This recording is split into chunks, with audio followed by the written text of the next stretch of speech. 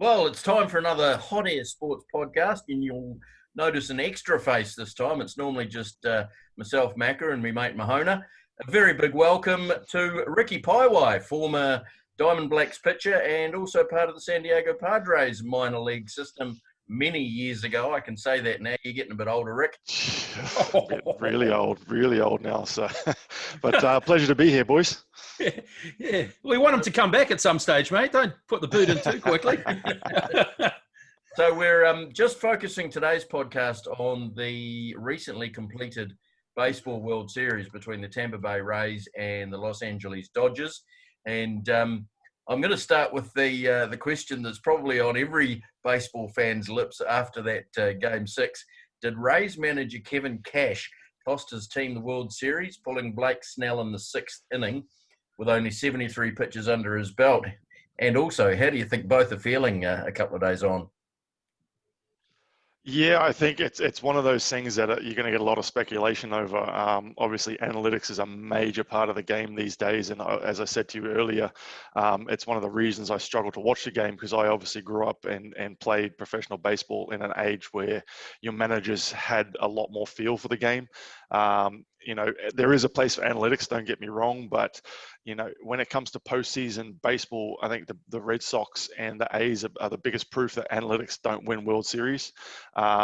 You can get yourself to a postseason using these analytics because you're playing 162 games, but when you then go into 7-game series that becomes elimination, those analytics start to break down the ability to do so. So I think to the question about pulling Snell, it could have gone. It might have gone the same way, but you've taken the opportunity for a huge moment in baseball history away from Snell and Tampa Bay. I mean, you look back at history, and you've got the likes of Randy Johnson, Glavine. All these big name pitchers that in a deciding game of the World Series went the distance. Even backing up, you got Bumgarner, who backed up 5 innings after 2 days rest or 1 day's rest, and won a World Series because of it. You've now taken that away from Snell, who was, what do you have, 9 strikeouts? Then the next 3 hitters were batting 0 for 6 against him. It was crazy. You got Mookie Betts. Mookie Betts was batting sub 100 against lefties in that situation. It's just, it's insanity from a purist perspective, which is how I guess I consider myself.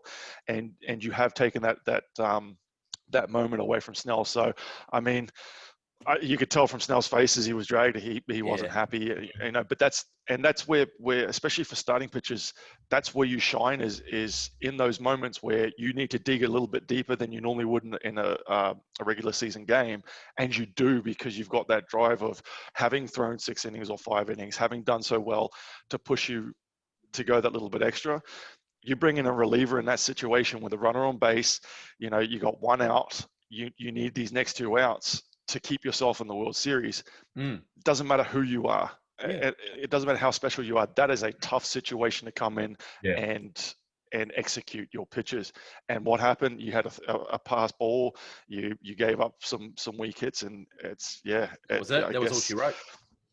Yeah, and that's game over from there on. So Riki, can I ask you a question, mate? Do you think at the end of the 5th inning that the manager had any idea that at the beginning of the 6th inning that he was going to pull him, or do you think that he just judged it after that first? The conversation would have been possibly between him and his coaching staff. All right, he's got a short leash.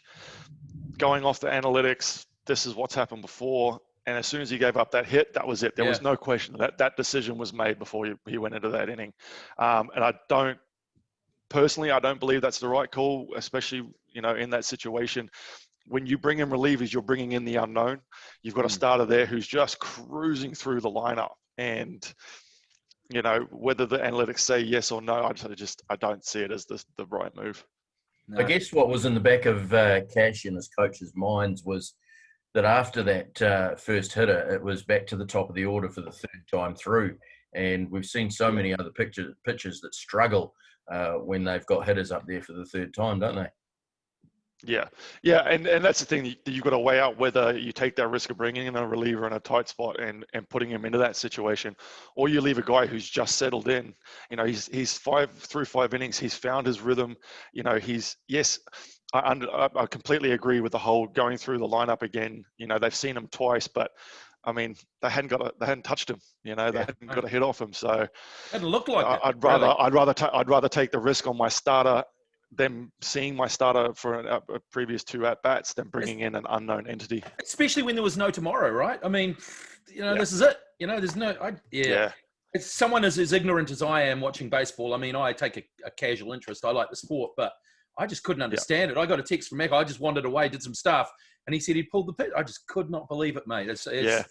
And look, Roberts made some of the same mistakes himself earlier on in the series. It's just that's how they play baseball now, and it's I can't bring myself to enjoy watching it unfold, especially from a player perspective, where I know if I'm in that situation, I'm playing the best game of my life until I'm pulled, even if it's 150 pitches after.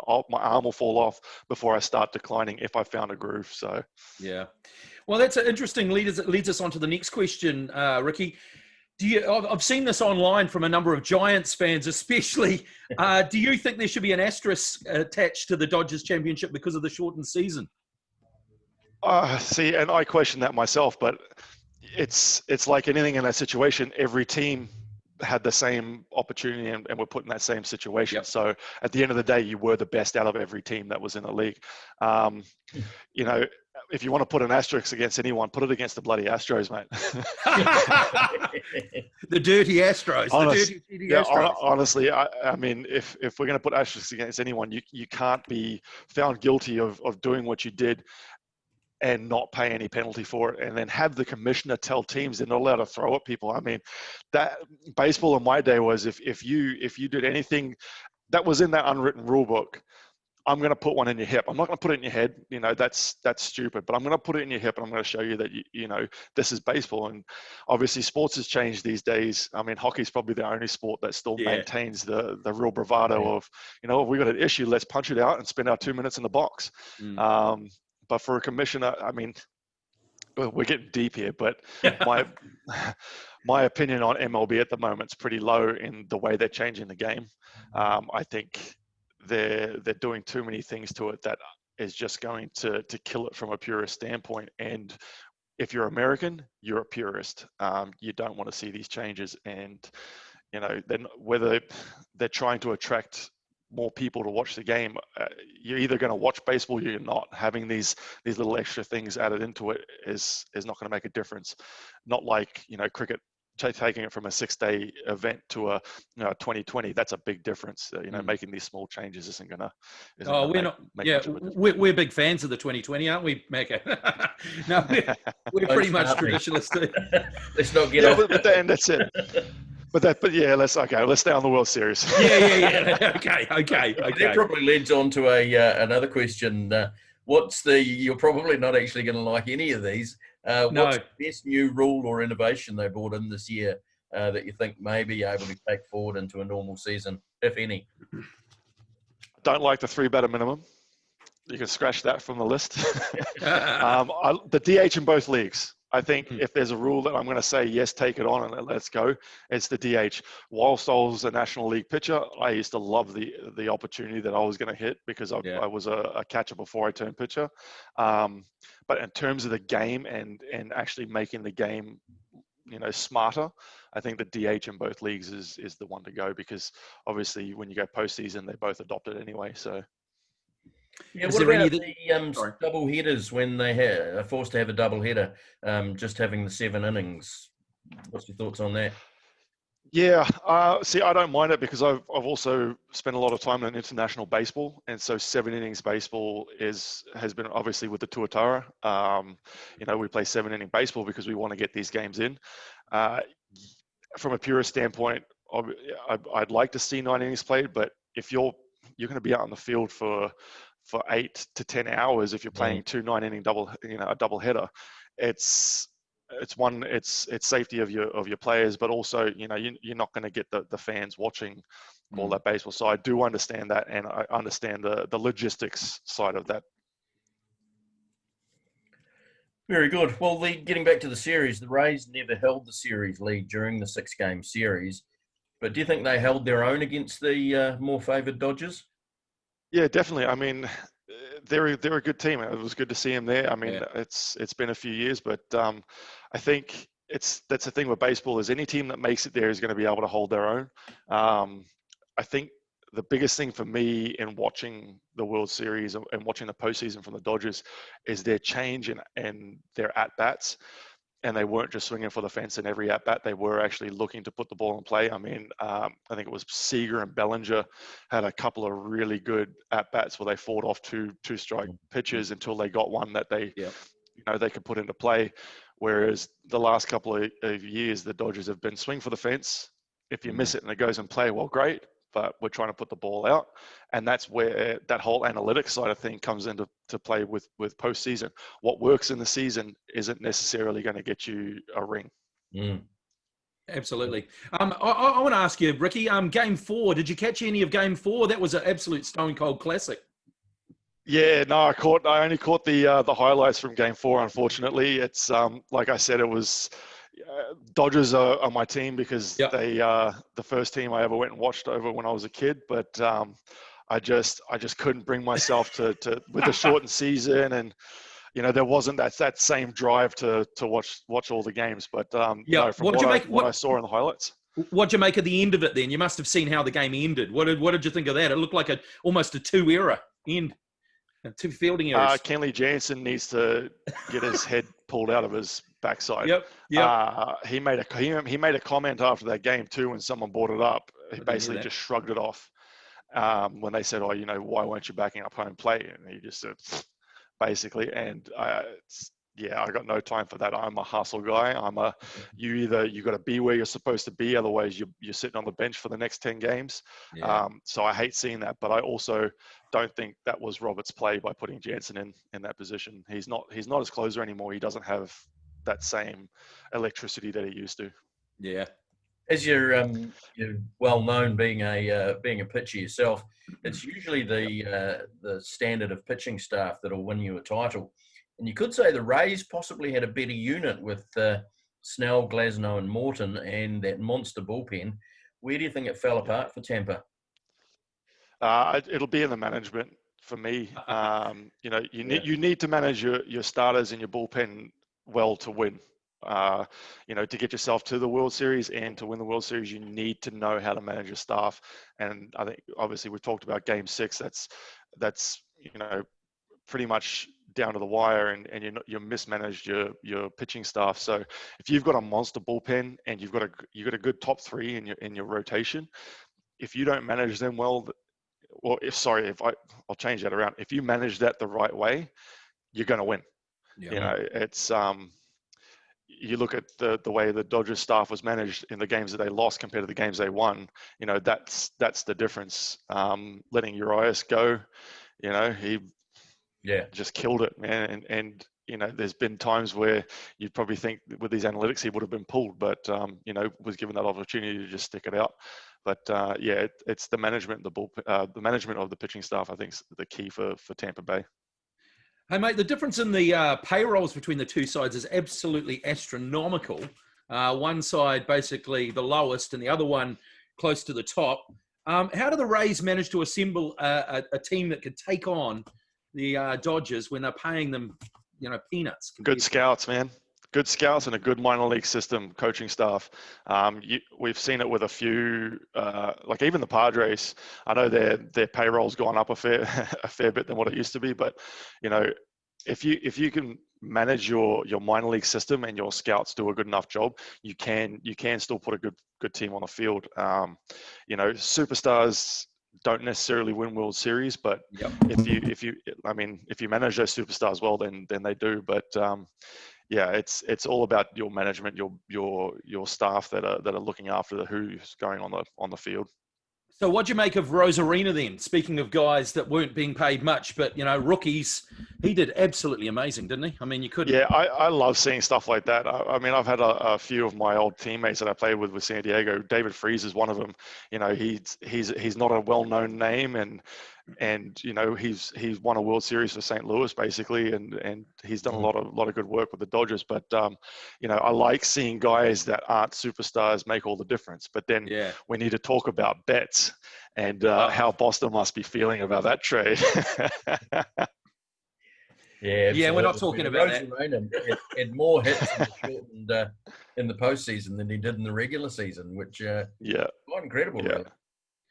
Oh, it is. I think we have a home run record for postseason from the Rays as well. That's crazy, man. Like 9 home runs in the postseason. Yeah, that's insane. Kershaw going up to second all-time strikeouts in the postseason. Yeah, there was some records broken. Talking of Kershaw, Dodgers shortstop Corey Seager actually won the MVP title. Was there an argument to give it to Kershaw, who picked up 2 wins in his 2 starts? Yeah, definitely. I mean, there's a lot of pitchers that MVPs for the World Series, if you look at history. But I try to stay out of that stuff, man, because you look at anything where people are given awards and you go, there's arguments for everyone. Always. Yeah. I mean, we've had to sit there and deliberate at nationals at times and go, who do we give it to, without upsetting somebody else. And so it is what it is. But I mean, Seager had a hell of a series as well. Yeah, he did. He certainly did. And looking forward for both sides, for the Rays, there's only really Mike Zunino, the catcher, and one of the relievers who are going to be free agents next year. Do you think Tampa can go that one step further? Yeah, I think they can. I think if they go back to the drawing board and iron out those mistakes, and I mean, World Series, it's such an anomaly when it comes to playing. It's not just playing baseball anymore. It's and then you've got to take into consideration these teams that haven't played a full season, which they normally would have, the management of injuries, all these things that they didn't have to do this time, and managing a 60-man roster. It's such a different season that anything could have happened. But I definitely think they can do it next year. I mean, even having fans in the seats, it makes a big difference. And I mean, the Dodgers have only really got a couple that are going to be free agents with Jock Peterson and reliever Blake Trinan. But Corey Seager's set for free agency next year. What moves do you see the Dodgers making? If they're smart, they'll try and get him on a big money short contract. But I don't understand the GM game anymore. It's changed so much that I zone out. Like, I mean, I've watched AJ at the Padres kind of make some moves and some really questionable moves, and then he's obviously figured it out this year. Mate, how the hell did Mookie Betts end up at the bloody Dodgers? How the hell did that happen? Well, there's speculation that it was to get Price off their payroll.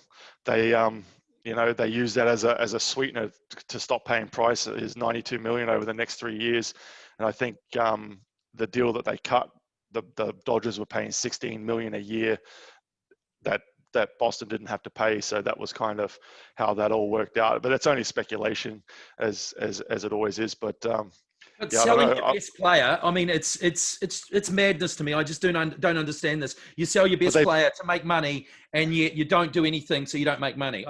Yeah, but Boston have done that so many times before, and it's because they've tried to adapt that A's analytics mentality. Yep. And it's kind of worked, and then it's really not worked. So it's that game that I've not been a part of now for so long that it's just I kind of have to question it. But it's crazy. But what do you guys think about Price? Does he deserve a ring?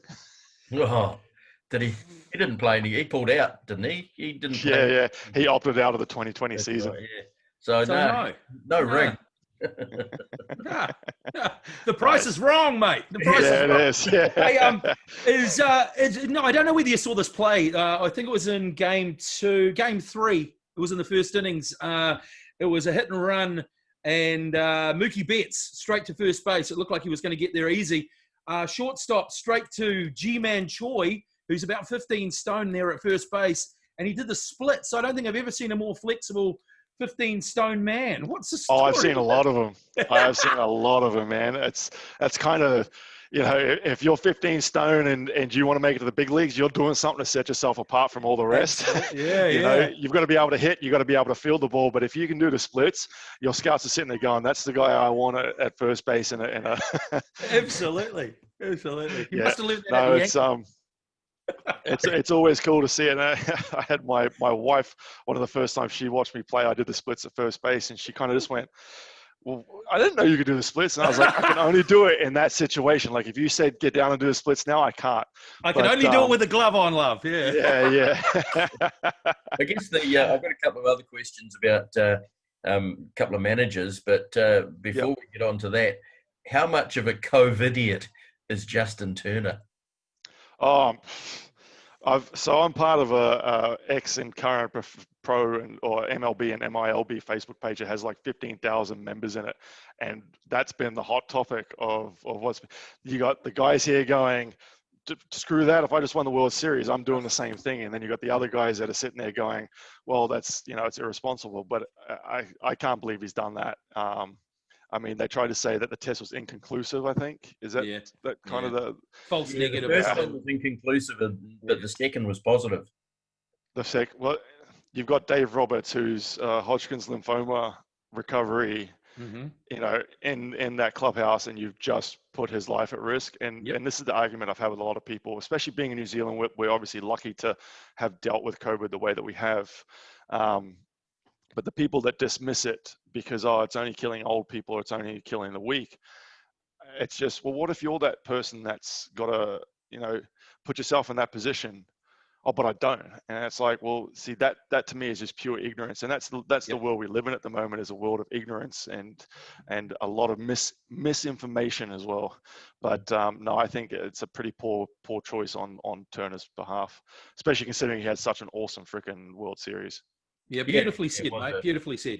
It was a shame for the fella, and given that he is a free agent now, at 36, 37, be interesting to see if he gets a job going forward. Outside of the World Series, what do you think about the future of suspended managers AJ Hinch and Alex Cora, and will they pick up jobs for next year? Or are their reputations tarnished following the sign stealing? Do we know what Ricky's going to say here? They'll get jobs. No, they'll get jobs. If you look at Matt Bush, who played with Texas, had a live arm. The kid spent time in prison for manslaughter and murder. It's the MLB teams don't care about your history if you can make them money. If you can put win. it that way. Yeah, I actually played with Matt Bush, and he's not a good human being. And when I saw him back on an MLB roster, I couldn't believe it, man. But that's just the way they operate. Baseball's an industry where you make millions of dollars, and we've been made privy now to all this information getting around that if there's millions to be made, people will do anything. Yep. Not always good people involved, eh? Nah. And talking of managers, 72-year-old Tony La Russa's been hired as the new Chicago White Sox manager. Do you think he made the same mistake that Kevin made?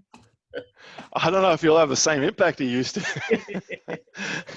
But look, I've been a big, or not a big advocate, but I've been saying for a couple of years now, when a manager starts to play old school baseball again, these new hitters, these new era of hitters and pitchers of, throw the ball hard and throw the ball high and swing for the fence, they're going to get found out. And we're going to go back to the age of having the Glavins, the Maddocks, these surgical pitchers. Any pitcher that has success these days, they can paint, they can spot their pitches. As soon as you can spot your pitches, these hitters are getting found out, because what are we teaching our kids these days? Freaking launch angle. I mean, it's the dumbest thing I've ever seen in my life, to swing up on a baseball. It's these hitters are going to get found out, and I think it'll be interesting to see how La Russa manages. But I mean, Well, based on what you've just said, it sounds to me like you think that he could be a great manager for the White Sox. Definitely. I mean, provided he's not on any kind of part of the spectrum going senile.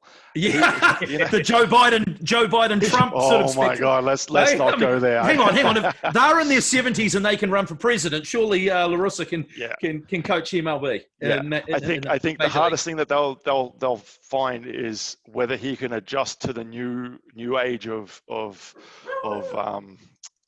what's the word I'm looking for? The nanny state of things where, you have females now coaching in Major League Baseball. You have analytics. You have, hitters learning from watching tape instead of actually out there swinging 500 times off a tee in the morning and 10,000 times off a tee in the afternoon.